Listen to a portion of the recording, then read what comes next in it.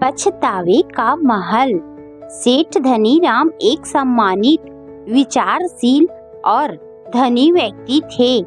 उनके दो बेटे थे, मोहन और सोहन। समय के साथ धनीराम बूढ़े हो गए और उन्होंने अपनी संपत्ति का बंटवारा करने का फैसला किया। बंटवारे की प्रक्रिया शुरू होते ही दोनों बेटों में विवाद शुरू हो गया। सबसे बड़ा झगड़ा शहर में स्थित एक आलीशान 4 बेडरूम वाले मकान को लेकर था। मोहन और सोहन दोनों ही उस मकान पर कब्जा करना चाहते थे। झगड़ा इतना बढ़ गया कि एक दिन दोनों एक दूसरे से जान से मारने पर उतारू हो गए। यह दृश्य देखकर धनीराम जोर से हंस पड़ा। उसे हंसता देख दोनों बेटे चौंक गए। अपनी लड़ाई भूलकर उन्होंने पूछा, पिताजी, आप ऐसी स्थिति में क्यों हंस रहे हैं? पिता ने गंभीरता से कहा, तुम दोनों जमीन के एक छोटे से टुकड़े के लिए लड़ रहे हो।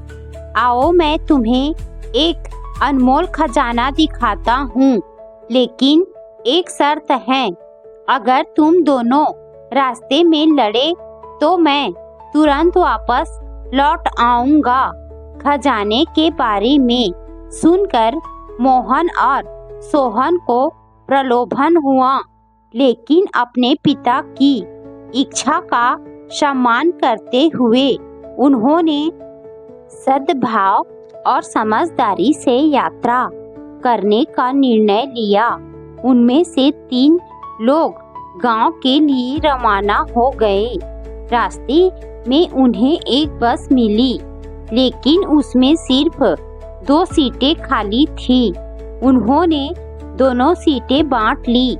थोड़ी देर मोहन बैठा, फिर सोहन। 10 घंटे की यात्रा के बाद वे गांव पहुंच गए।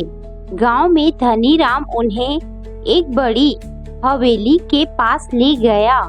हवेली वीरान थी, उसकी दीवारें जर्जर थी और हर कोने में कबूतरों ने घोंसले बना रखे थे। हवेली देखकर धनीराम रोने लगा। बेटों ने पूछा, पिताजी, आप क्यों रो रहे हैं? धनीराम ने जवाब दिया, क्या तुम्हें अपना बचपन याद है?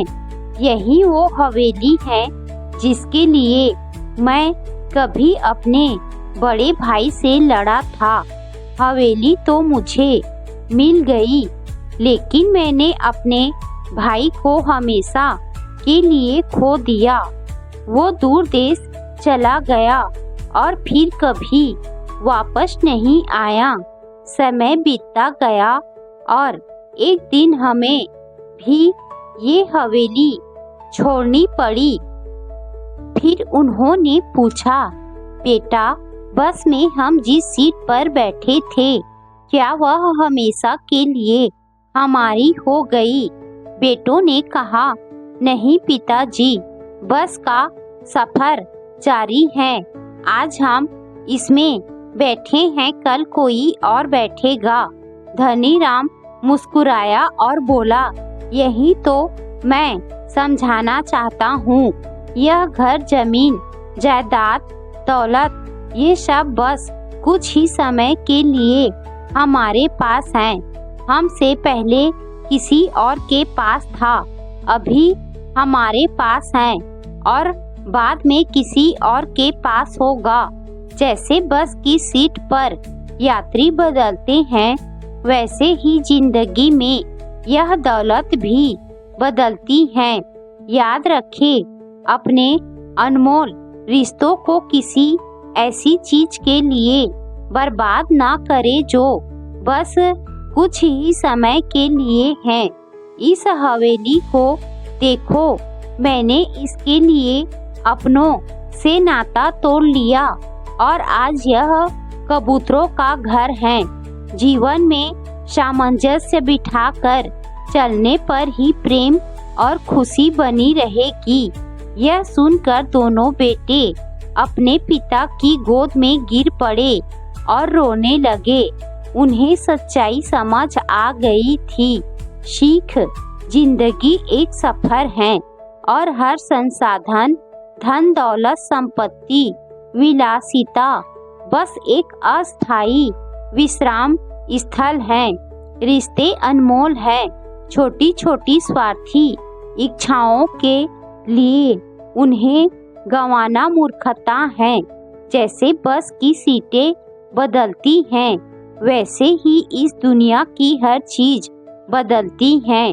प्रेम और सद्भाव के साथ चले, यही असली खजाना है।